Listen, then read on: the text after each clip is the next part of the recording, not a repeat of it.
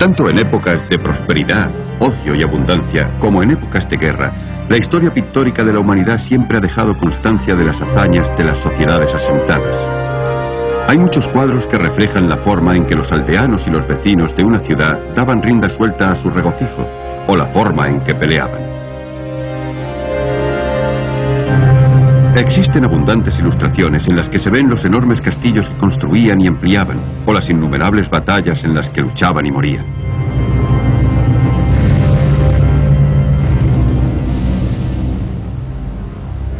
Conocemos cómo cultivaban sus pobres campos y cómo construían suntuosos palacios. Pero tanto en Europa como en Asia siempre vemos únicamente a los miembros de las sociedades ordenadas y asentadas. El dramático hundimiento del Imperio Romano, representado gráficamente en estas ilustraciones del siglo XIX, ha sido generalmente presentado como la destrucción de unas civilizaciones avanzadas y complejas por parte de unos bárbaros salvajes y brutales durante los primeros siglos de la era cristiana.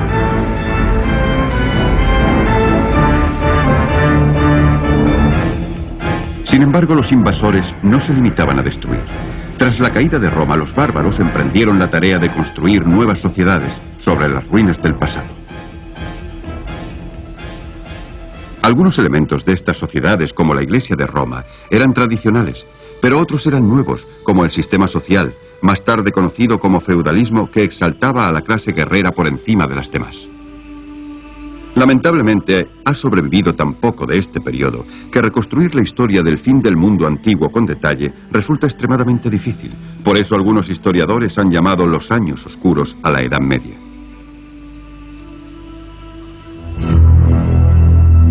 Hace 2000 años, sociedades de economía avanzada y de grandes logros culturales se extendían como en un cinturón casi continuo a través de la mitad sur de los continentes de Europa y Asia, desde las costas del Pacífico a las del Atlántico. Alrededor del Mediterráneo, el Imperio Romano fue consolidado por el emperador Augusto, que murió en el año 14 de nuestra era. Sus sucesores establecieron nuevas fronteras imperiales en Alemania y en Gran Bretaña, los Balcanes y en el cercano Oriente. Una expansión romana hacia Oriente fue frenada por el Imperio de los Partos. Durante el siglo II de nuestra era, Roma atacó a los partos. Las legiones obtuvieron numerosas victorias, pero jamás permanecieron el tiempo suficiente como para consolidar su dominio. Los partos y su vecino oriental, el Imperio Kushan, sobrevivieron. En el año 226, estos dos estados fueron unificados bajo la dinastía persa sasánida, que pronto recaudaría tributos de lugares tan alejados como Siria y el Punjab, creando una civilización deslumbrante que duró 400 años. Aproximadamente un siglo después de que los sasánidas se hicieran con el poder en Persia, un nuevo imperio surgió en la India. La dinastía Gupta, con su capital en Patna, a orillas del Ganges, creó un estado que se extendió desde el Punjab a Bengala. La soberanía de Chandragupta I, que murió en el año 330, fue aceptada en áreas mucho más alejadas. Para entonces, los días del esplendor de la dinastía Han en China tocaban a su fin, y sus posesiones quedaron fragmentadas en un gran número de reinos más débiles. En su época de esplendor, los Han habían gobernado un estado que igualaba al Imperio Romano en población y en extensión territorial.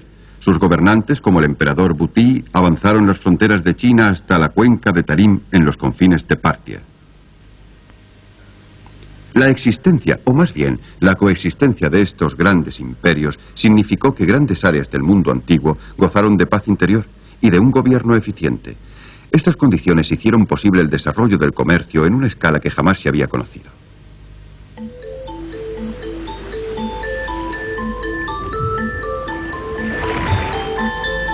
En su mayor parte se trataba de comercio interior entre una y otra provincia, pero hubo también un comercio exterior por mar y por tierra. Las mercancías se movían libremente, sobre todo de oriente a occidente. Artículos costosos y ligeros como la seda y las especias eran transportados en caravanas o barcos como estos que aún comercian en el Océano Índico.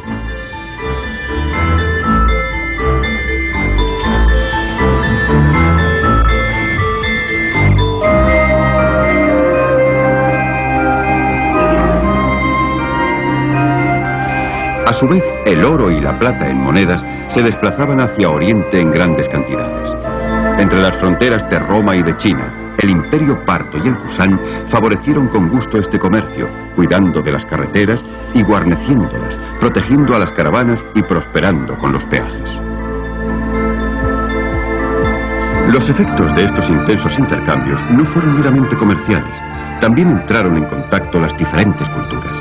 Miles de personas, marinos, mercaderes y porteadores, viajaron por todos los mercados de Asia, desde China hasta el mar Caspio y desde el sur de la India hasta Siria.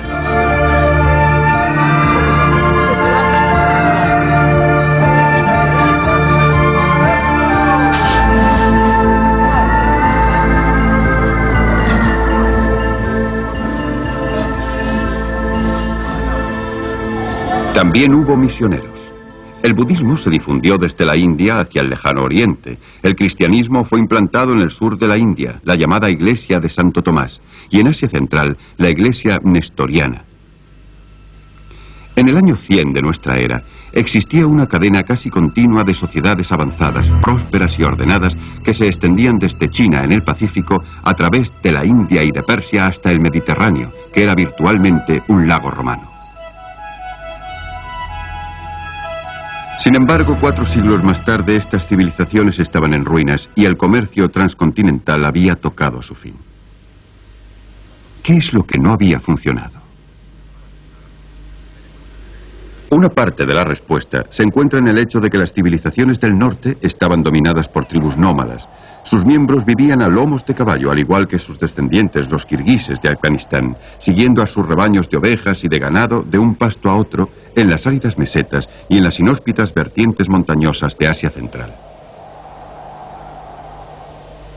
Mientras encontraran pastos adecuados, todo iba bien. Pero si había demasiados animales para los pastos disponibles, o si el clima cambiaba, las condiciones para los nómadas empeoraban rápidamente. Por lo tanto, se veían obligados a desplazarse a las áreas cercanas, a sociedades agrícolas más asentadas, o a morir. El margen entre la subsistencia y la inanición era muy estrecho.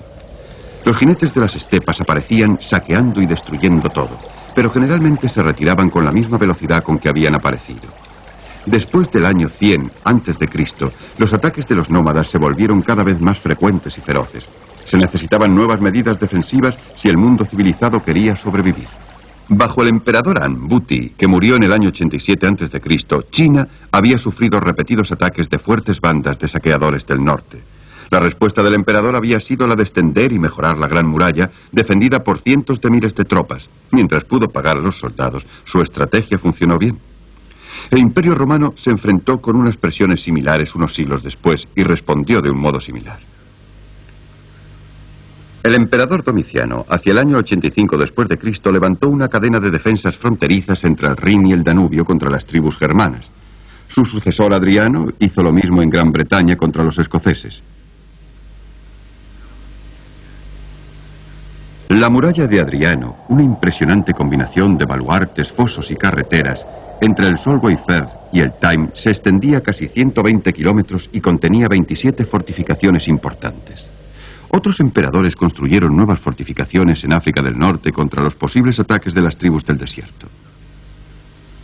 De vez en cuando, también las legiones atacaban, invadiendo nuevas tierras, capturando prisioneros a los que esclavizaban.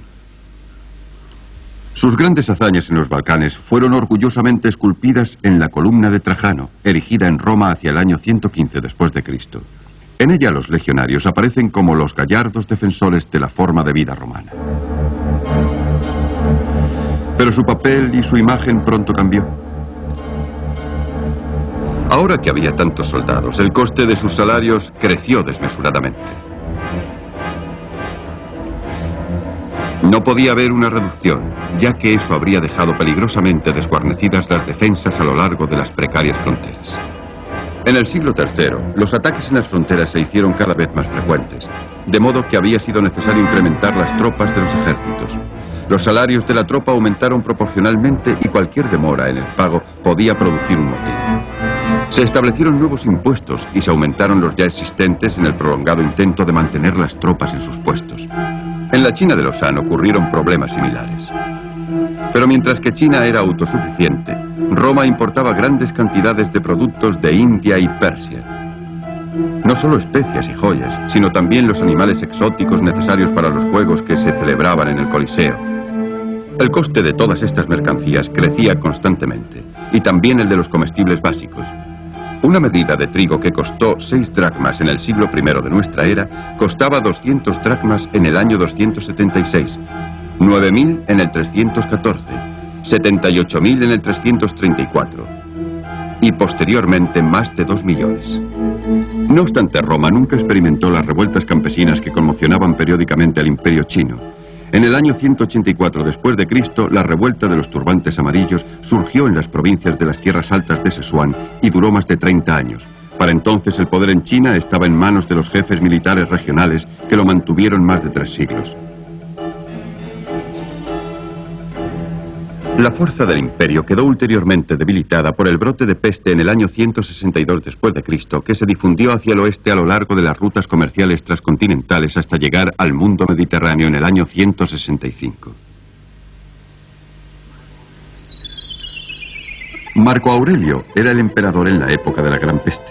Sin embargo, tal y como proclama su columna en Roma, aún consiguió llevar a sus legionarios a la victoria contra los enemigos más allá del Danubio. Había adversarios como siempre los había habido, pero el poder de Roma aún podía hacerles frente victoriosamente.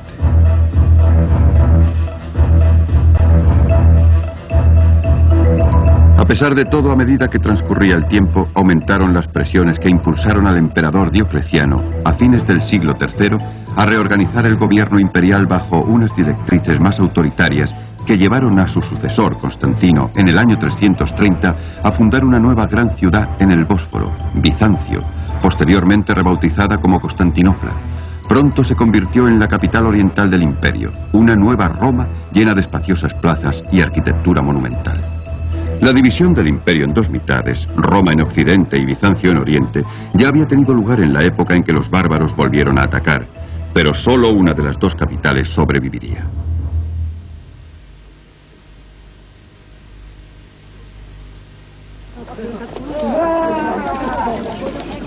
Estos son hombres de las tribus de los kirguises, aún orgullosos de su destreza a caballo que los hizo dueños de las llanuras de Asia. Fueron sus lejanos antepasados los que en el siglo IV de la era cristiana aterrorizaron y destruyeron a sociedades e imperios del mundo antiguo.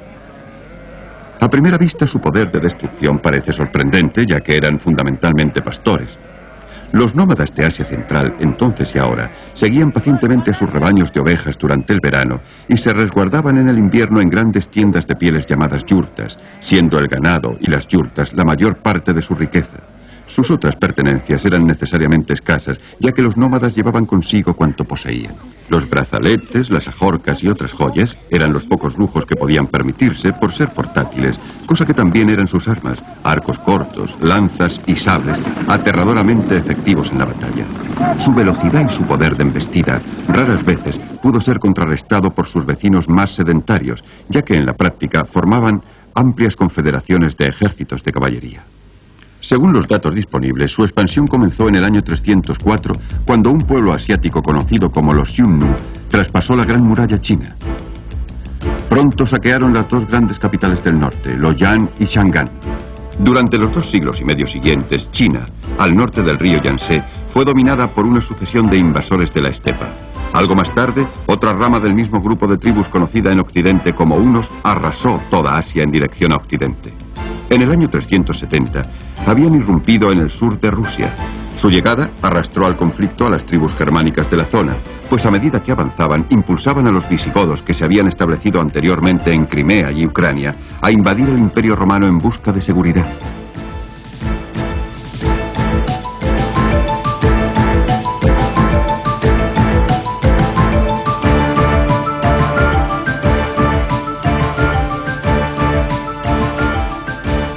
En el año 376 los visigodos ocuparon Bulgaria. 2 años después, en una batalla campal en Adrianópolis, derrotaron y mataron varias legiones romanas. Los invasores victoriosos se desplazaron hacia Italia. Durante un tiempo las legiones lograron detenerlos, pero finalmente los visigodos lograron pasar, y en el año 410 asombraron al mundo apoderándose de la misma Roma y saqueándola. Desplazándose nuevamente establecieron el reino de Toulouse, que abarcaba el sur de Francia y la mayor parte de España. Mientras las tropas romanas se retiraban para defender Italia, otras tribus germánicas vieron la oportunidad de cruzar el Rin. Los vándalos, los alanos y los suevos invadieron Galia en el año 406 y la saquearon durante 3 años antes de dirigirse a hacer lo propio en España. En el año 429 los vándalos invadieron el norte romano de África. Cartago cayó en el año 439 y en el año 455 los vándalos zarparon hacia Roma y, al igual que habían hecho los visigodos antes, se apoderaron de ella y la saquearon. Una vez más las fronteras del norte del imperio quedaron desguarnecidas. Otra vez la Galia fue invadida. Los borgoñones y los alemanes se establecieron en el suroeste y los francos ocuparon gran parte del norte. Gran Bretaña fue atacada por oleadas de juglanos, anglos y sajones procedentes de las tierras del Báltico. Hacia el año 440, al parecer, se habían instalado permanentemente en el sureste de Inglaterra. Londres dejó de ser una ciudad romana.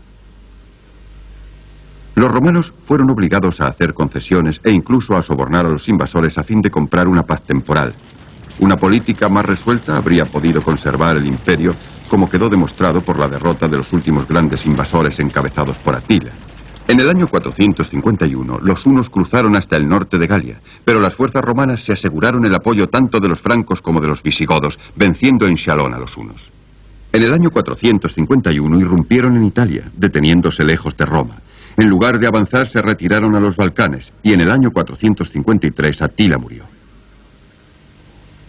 Reinó el caos hasta que los ostrogodos, otra tribu germánica al mando de Teodorico el Grande, invadió Italia en el año 488, donde crearon un reino estable que duraría medio siglo.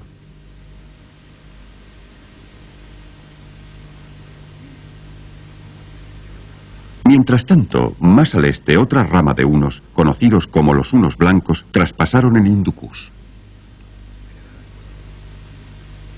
En el año 480 destruyeron el imperio Gupta en el norte de la India. En el año 484 arrasaron gran parte de Persia y mataron al soberano Sasánida antes de establecerse en Rajputana y convertirse en hindúes. A finales del siglo V, una gran parte de Asia Central estaba sumida en el caos como el Imperio Romano. Occidente se había fragmentado en pequeños reinos. Los francos y los borgoñones en Galia, un reino visigodo en España y un reino ostrogodo en Italia. En Gran Bretaña, pequeños estados anglosajones al sur y al este de Inglaterra. En África del Norte, el reino de los vándalos seguía siendo una fuerza con la que había que contar. En todas partes, los invasores buscaban compartir los beneficios de la civilización romana, combinando la forma de vida romana con la suya propia.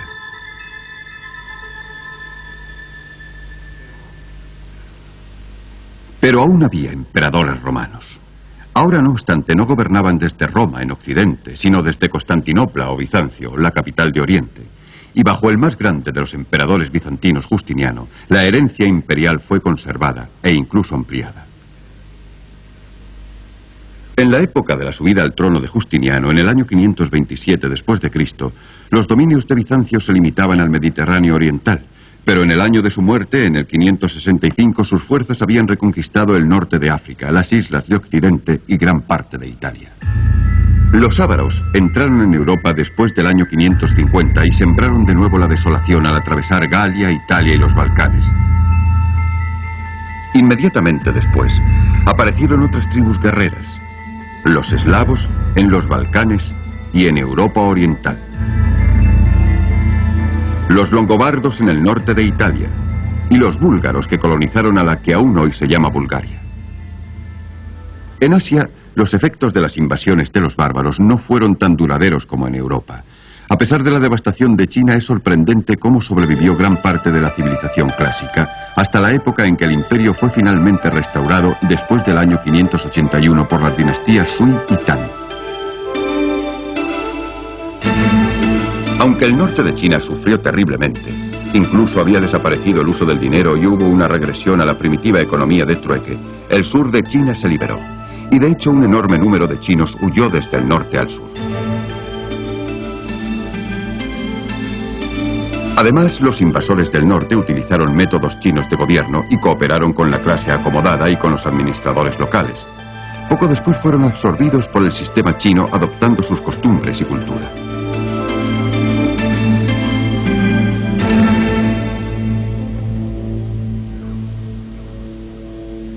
Lo mismo sucedió con los invasores de la India. Los Rajputs, que aún viven en Rajputana, son descendientes de los invasores hunos del siglo V. Fueron absorbidos por el sistema de castas indio y se convirtieron al hinduismo, enriqueciendo una sofisticada cultura literaria y artística.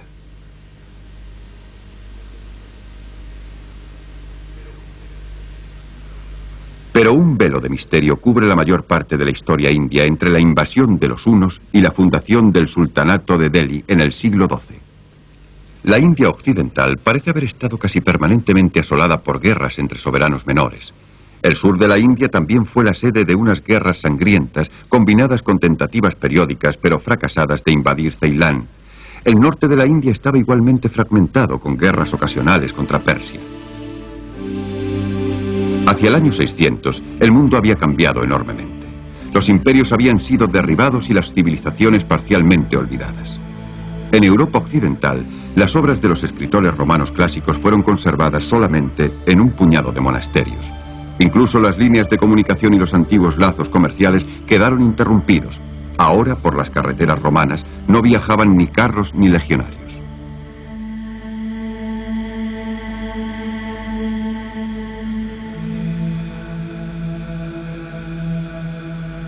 Las grandes ciudades, los símbolos supremos de la civilización clásica, estaban postrados. Roma era ahora un lugar desolado, sembrado de enormes ruinas, con un gran foro silencioso y los acueductos cortados. La hierba crecía por todas partes.